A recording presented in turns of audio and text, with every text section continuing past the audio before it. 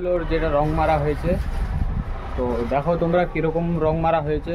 Final শটটা এই যে আমাদের জিনিসগুলো, রংটা খুব সুন্দর হয়েছে, তো তোমাদেরকে দেখাবো।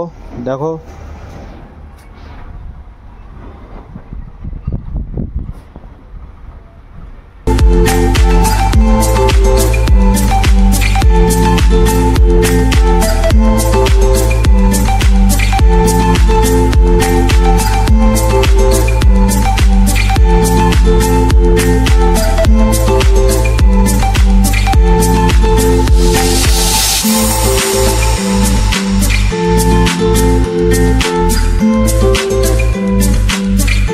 ফাইনালি গাইজ দেখলাই কিভাবে রং হলো আর কি সুন্দর লাগছে গাড়িটা দেখে। গাড়িটা আজকে ডেলিভারি হয়ে যাবে, তো তোমাদেরকে দেখালাম গাড়িটা কি সুন্দর রং হয়েছে।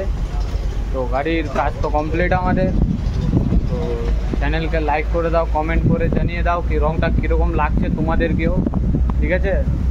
তো নেক্সট ভিডিওর জন্য ওয়েট করো, খুব তাড়াতাড়ি নিয়ে আসবো। চ্যানেলকে লাইক করে দাও, টাটা।